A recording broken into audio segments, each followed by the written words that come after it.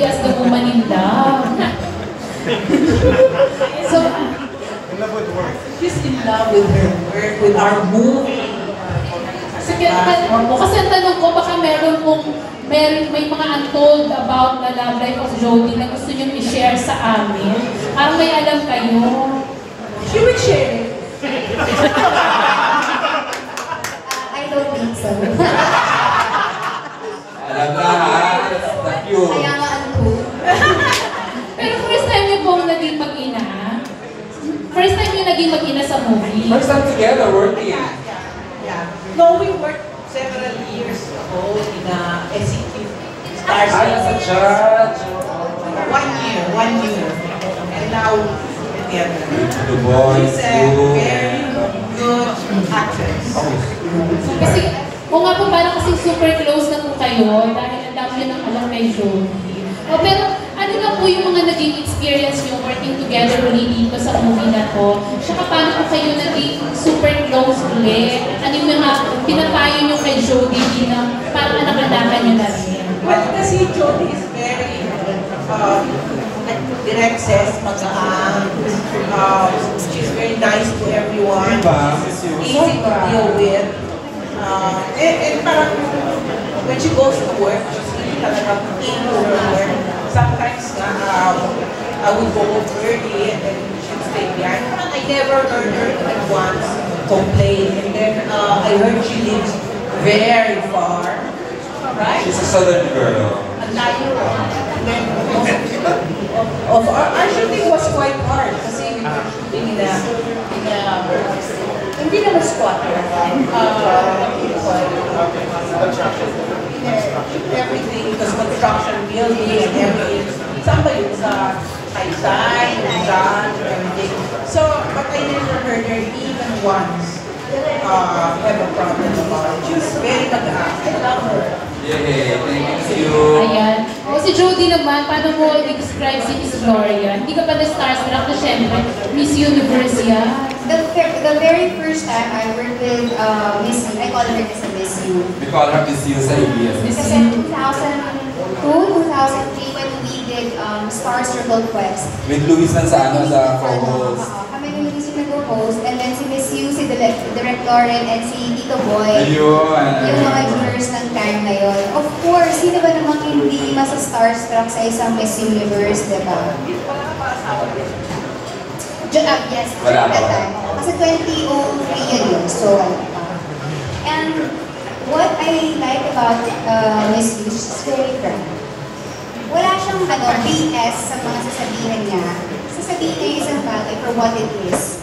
Hindi uso sa kanya ang sugarcoating. And sometimes, sa mundo na ginagalawan natin, napaka-importante na marinig mo yung totoo. Walang BS, walang sugarcoating.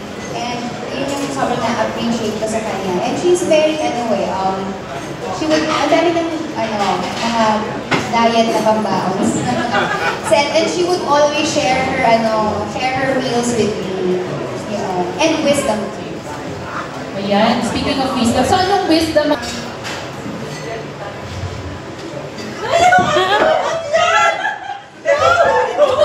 May discussion mo na, wait. Ano yung mga untold? Ako naman sasabihin ko ano yun. Alam mo sa Jodie ganti, may ugali yun na chismisan mo yan, nakakalimutan niya na pagkatapos ng ikwento. Tingnan mo, ito ko Pa-share naman daw. Ayun, may mga nag-shoutout. Pa-share naman daw. Is it worth it sharing or hindi naman? O tumahal mo sila lahat pag nalala. Naingit kami sa happiness room. Mamaya daw siguro sa table. So, ano lang yung wisdom na... Basta just to enjoy life. Diba? Kasi Tita also loves to travel. Eh ako, I love to travel as well. So, enjoy life. And enjoy every single moment. Kasi, pag lumampas na yun, wala na, hindi mo naman ibabalik. So, enjoy the now. Enjoy the present moment. Subukan mo lang Juan Carlos, you won't hear the end of it. Sige, Miss Johnny, sure. Remember, the last shoot, the last take you did is your best, that's your best reflection of your work. Right. The last take you take is always your best reflection of your work. Kung you're so tired na, pwede na yan.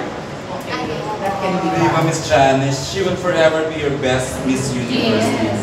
The favorite Miss Of Universe. course. Hindi ka maapektuhan sa bigat ng horror na ginawa mo. Do you connect your personal life to anything that you do, Mare? Like a genre like this? My process as an actor is different. So what I do is, it's so important for us actors to be embarking on different techniques and workshops. Kasi each and every time na may ginagawa kang trabaho, kumbaga these workshops, parang work as your tools. Siyempre, hindi ka pupunta sa isang gera nang wala kang barel, wala kang bala, wala kang sandata. So, the technique that I am using does not really require me to, like, parang magbukas ng baon from my personal life or from my childhood or mga ganyan, para gamitin ko siya. So, it's a technique that I learned during the pandemic, which I used in several of my series. And kahit pa paano naman, I'm really thankful na nag-work siya. Thank you. So pag uwi mo lahat ng mga eksena ginawa mo, kurado na lahat yun. Wala ka bang gano'n na parang nadadala mo daw yung scene from a scene? No, before kasi, pag bata ka, di ba? Yung training sa'yo is lagi kang yung i-motivate ka eh. Pag sinabi mo i-motivate ka, gagamitin mo yung pain mo from your past experiences. Ang problema lang doon, well, nag-work siya, diba? Kaya lang, after nun kasi, syempre, when you keep on reliving, let's say, the traumatic experiences na kailangan mong gamitin for a scene, after a while, hindi na siya umuubra. For the reason na there are things there are things that you heal from. There are things that you outgrow. So, paano mangyayari? Kung tuloy-tuloy ang trabaho, hindi mo na siya magamit. So, kailangan talaga kumalit ka ng different ways or different techniques na magagamit mo for your work. Yeah. Of course, I just feel so blessed and grateful na na-entrust ng legal yung project sa akin at saka hindi lang sa akin pero sa mga kasama ko rin dito ngayon. Thank you. Nasabi ko naman ito before na it was a dream talaga to work. Papalitan ko na lang. Hello? Ayan. Ayan, okay. Thank you, So it was really a dream to work with Regal. Can I share? Sabi mo, Mars, hindi ako kinukuha ng So it's killing talaga when you got the offer from Regal. No, kasi, di ba kasi almost every year merong shake, rattle, and roll. Ayun pala. Umabot na nga siya sa pang-ilan ba? Ilan na, Sir Keith? Extreme ba? Extreme! Yun na nga, di ba? Ayun, correct. So parang every time, parang, kukunin kaya nila ako? I mean, lagi mo, iniisipin mo talaga yun eh. Dream kasi, di ba? Because as a child, I would watch Regal Shocker. Correct. Growing up, di ba? Diba? Tapos yung mga shake, rattle, and roll, na isang favorite ko doon, yung episode nila sa Undin.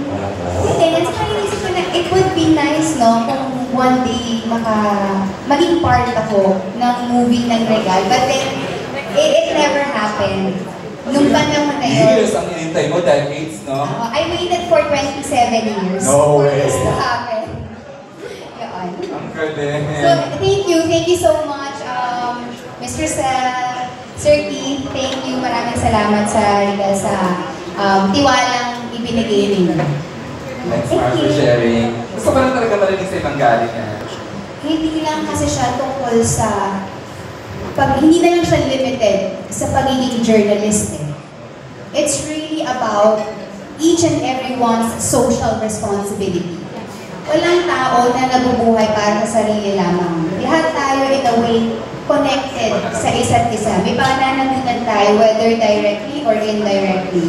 So, now we live in a digital world na everything is just being put out there. So, as a human being, ako ay personally believe na yung mga platforms are neutral. Powerless sila. it is us who gives the platform power.